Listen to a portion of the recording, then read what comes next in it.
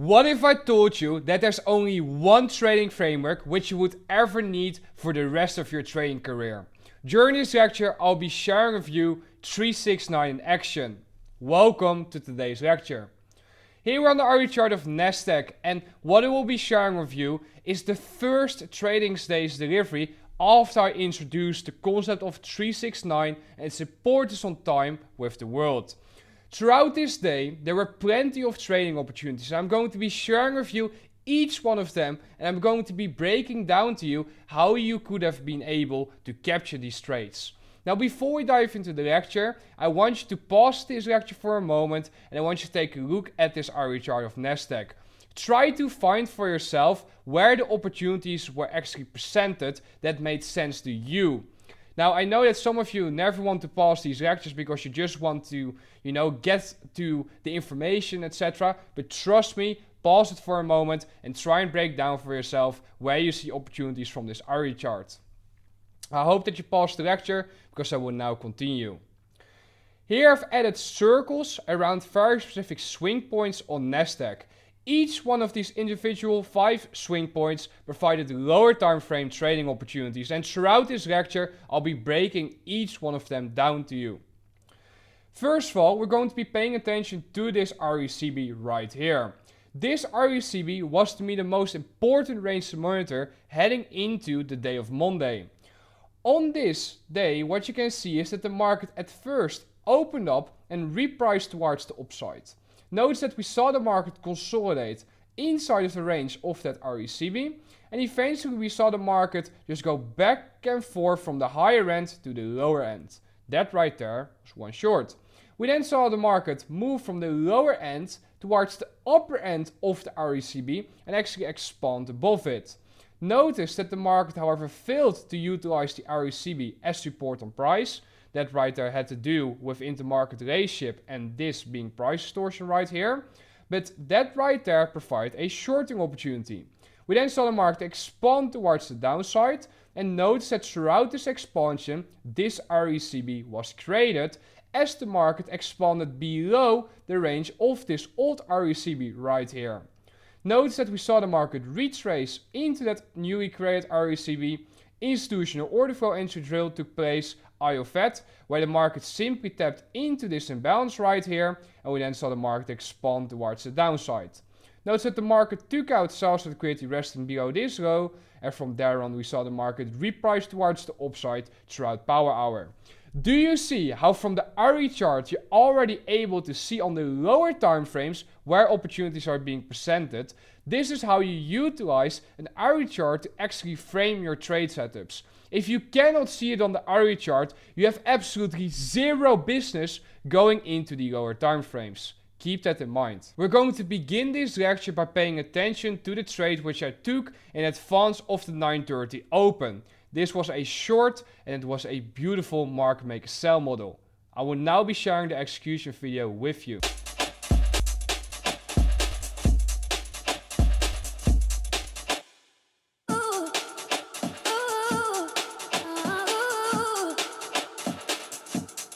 I want you to breathe me in. Let me be your air. Let me roam your body free. No inhibition, no fear. How deep is your love? Is it like the ocean?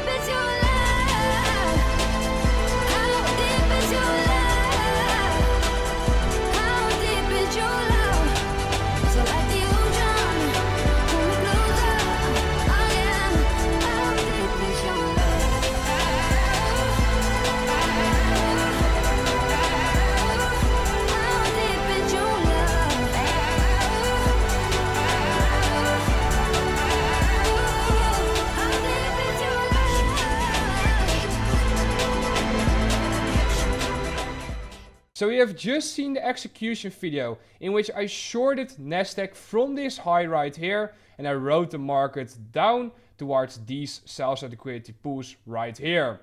What's important to note is that when we pay attention to this delivery, you might be looking at this trade and you might be thinking to yourself, how are you able to enter at the absolute high and how are you able to buy the low? That is what I will now be explaining to you. What's important to note is that when we pay attention to the delivery as it occurred ever since 7 AM, what you can clearly see is that the market at first repriced towards the downside. Notice that the market then began consolidating and it slowly began to grind towards the upside. Notice that this high right here, this buy-side liquidity pool, is the London high. That's very important to note because in the New York morning session, we always pay attention to the London high and the London low. Notice that at 8:30 AM we see the market consolidate at first, and then all of a sudden we see the market begin expanding towards the upside. Notice that the market begins to consolidate around that London high, and we eventually see the market begin repricing higher in a quick manner, in a speedy manner. At 8:54, I posted in the market updates channel within time then price, my private mentorship. Okay guys, we're now trading inside of the range which I have outlined heading into today. And we had a Kraken correlation on the highs being in play. If that Kraken correlation is going to last, we're likely going to see the market reprice towards sell-side liquidity pool objectives. 1 minute later, I entered my short position right here and we saw the market expand towards the downside.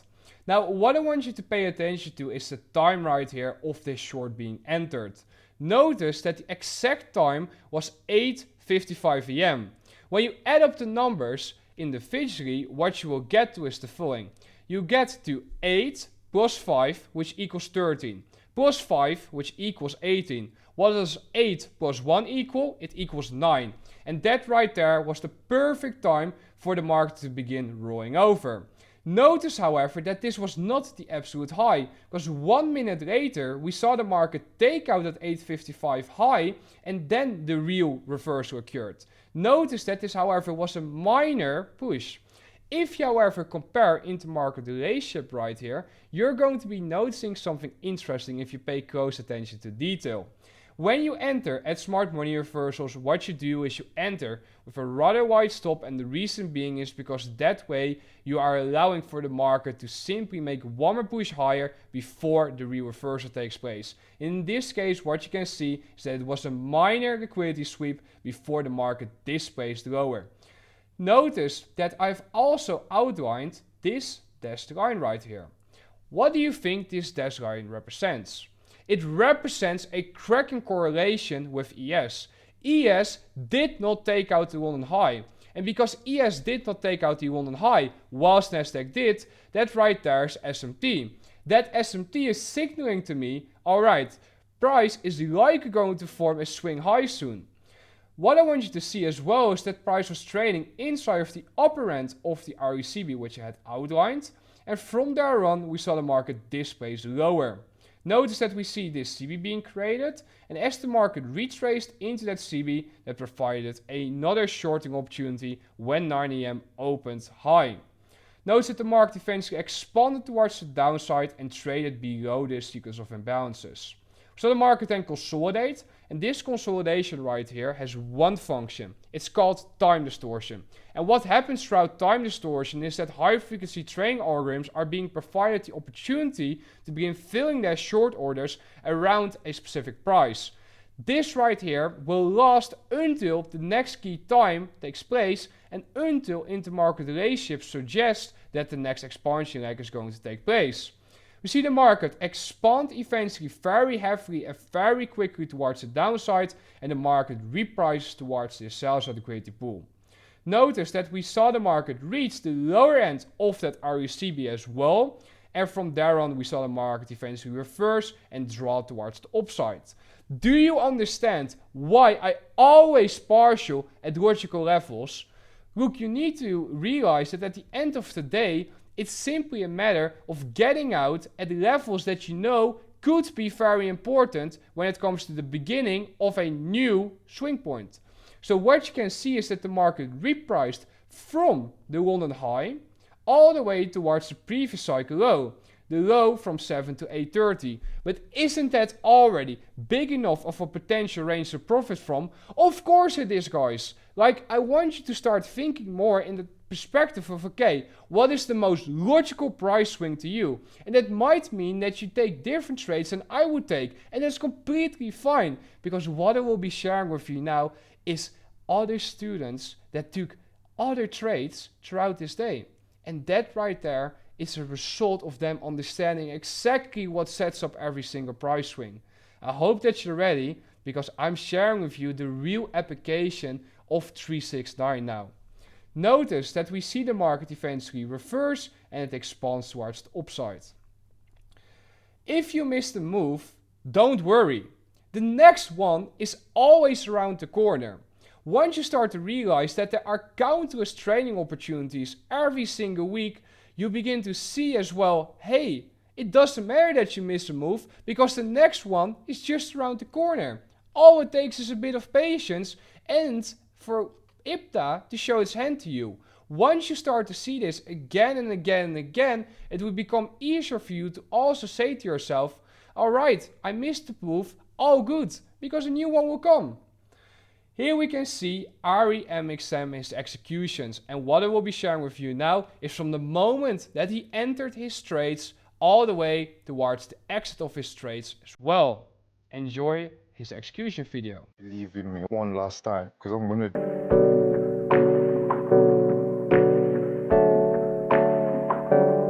Hey, I got something to say. I'm just so sick of hearing everyone complain. I know it's tough and I know there's pain, but hitting bottom is the only way to change. So I'll keep hustling, you keep struggling. Bitch, I'm humbling, keep mumbling. I'll keep doubling, you keep bluffing. You've got nothing, I'll keep hustling.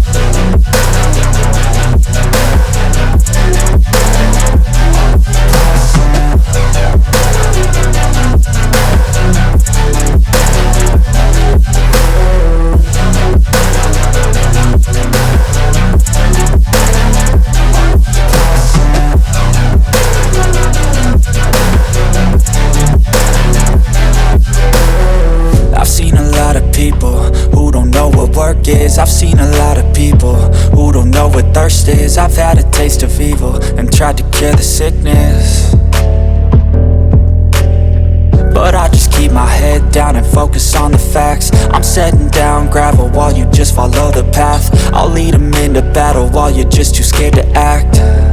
I'll leave the knife right in my back. So I'll keep hustling, you keep struggling. Bitch, I'm humbling, keep mumbling. I'll keep doubling, you keep bluffing. You've got nothing, I'll keep hustling.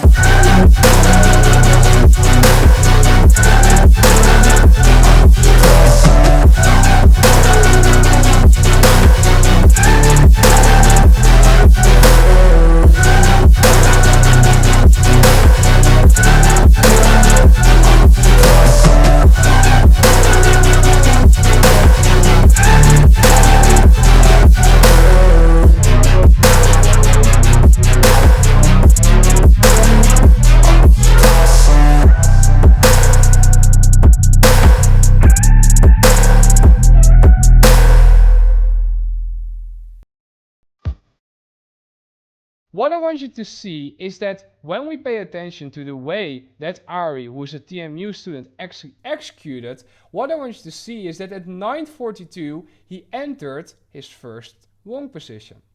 What is 9:42? 9 plus 4 equals what? 13. 13 plus 2 equals 15. What does 1 plus 5 equal? 6. Do you see how the market expanded towards the upside beautifully at exactly 9:42? He then took profits on this position, and he then waited for 10 o'clock, which is the new 90-minute cycle is open, to open low, and notice that he again went long. At what time did he enter? 10:05. So do you see how he's constantly referring to specific times? Because what does 10:05 equal? 1 plus 0 plus 0 equals 1, but 1 plus 5 equals 6. Notice that the market expands higher, and eventually he realized that the market would roll over and he got out of his long position. Let us take a look at what actually set up the buy program taking place. Notice that from the 9:30 open, what we saw taking place was that Nasdaq was repricing towards the upside, whilst ES on the right was actually being repriced towards the downside. That right there is SMT being established, but pay close attention to what the time cycles indicator is sharing with you right here. Notice that Nasdaq formed a higher low relative to the previous 30-minute cycle low, where I got out of my short position with the majority of the position size, whilst ES was actually creating lower lows relative to this previous 30-minute cycle low. Notice that ES was being repriced into a very specific price level, which is the midnight open. At what time was the midnight open actually being rejected? At 9:42. At what time did Ari enter his long? 9:42. Now, understanding that price swings occur constantly removes all of the FOMO that you're currently experiencing, where you might be coming to the charts, you might be seeing the market go up and down, and you might be thinking to yourself, damn, I should be in this move now. Damn, I should be in that move as well, or in that move. But you need to realize that at the end of the day, you're not living to trade.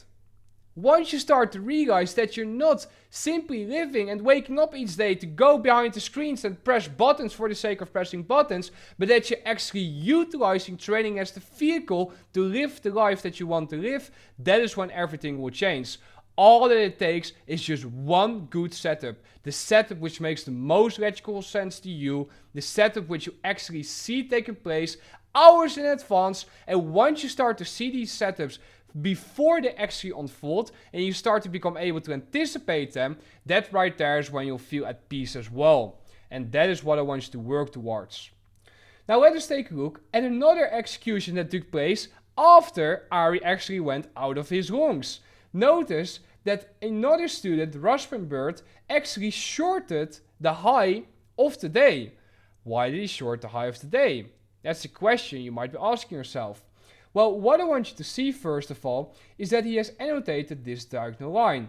That diagonal line represents a Kraken correlation which was present on the highs between Nasdaq and ES. This is the exact intermarket relationship which I was mentioning prior when it comes to why Nasdaq eventually did not utilize that RECBS support on price.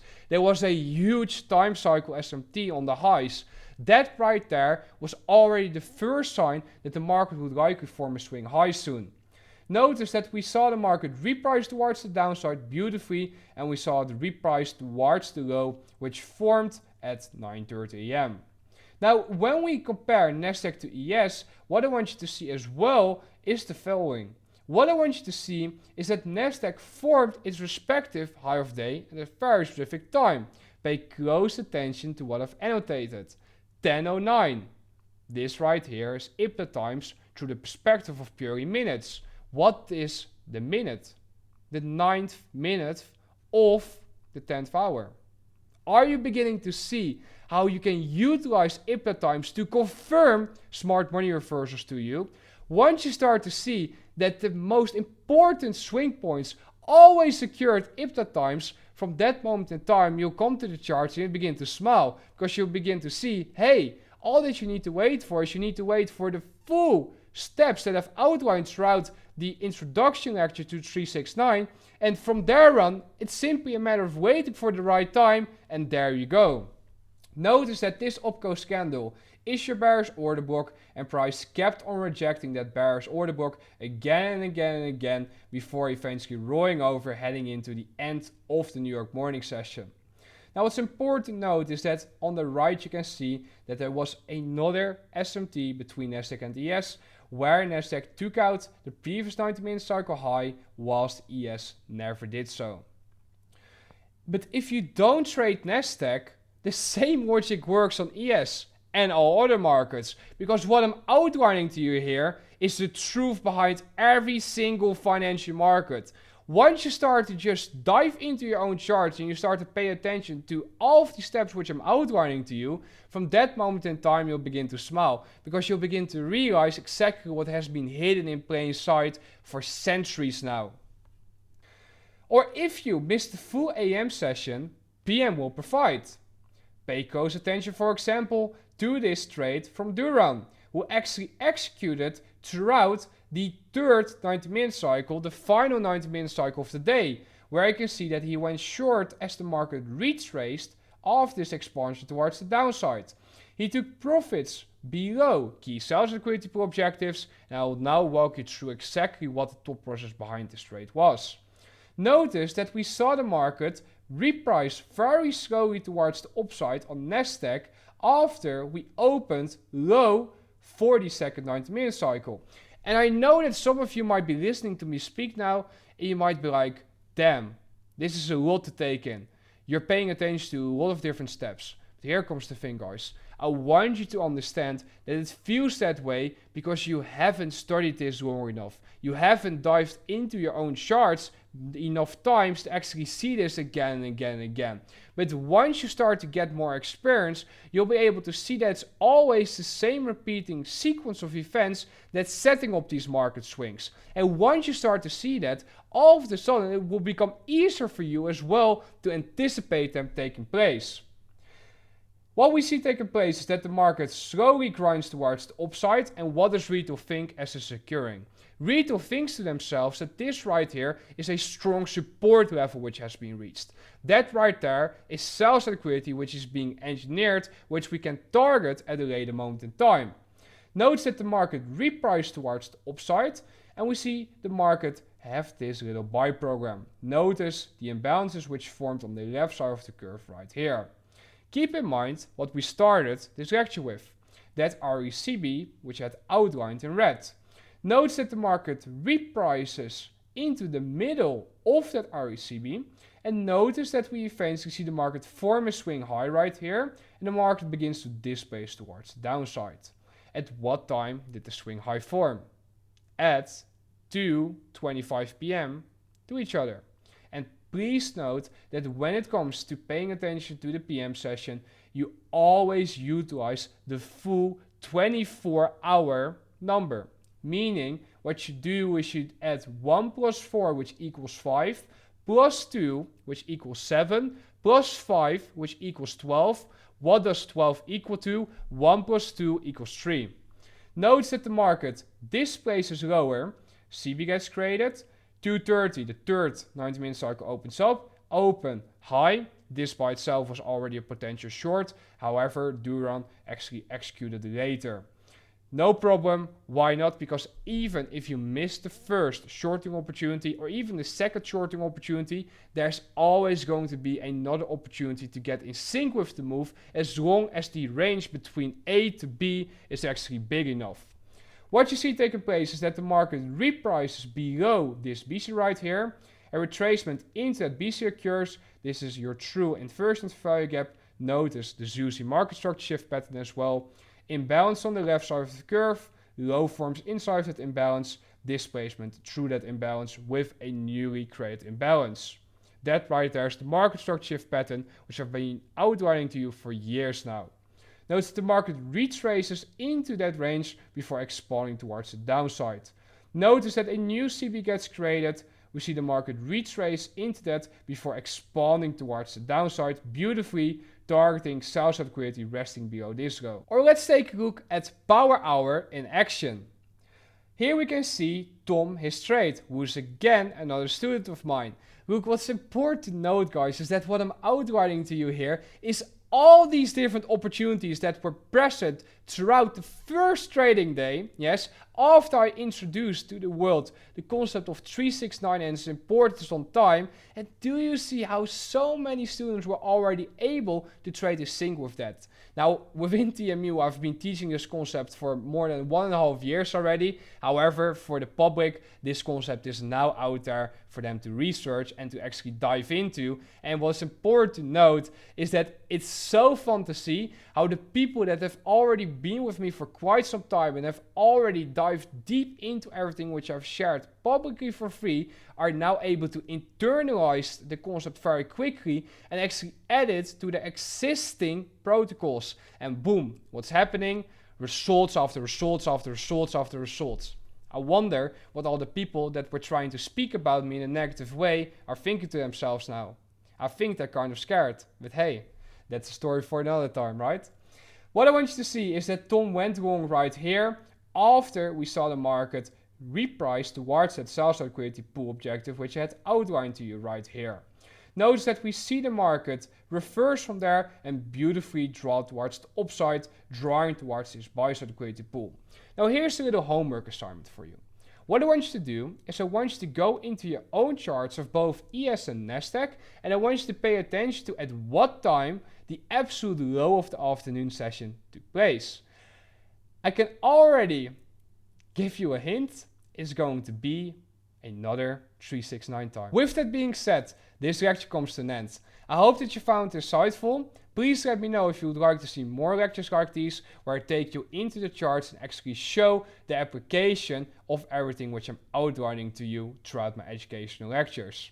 If you did not subscribe yet to my YouTube channel, be sure to do so, because over the upcoming months I'll be sharing a lot of content to make sure that you have everything you need in order to crush 2026. I want to wish you all the best in your studies and I look forward to speaking to you in the next one. Be safe.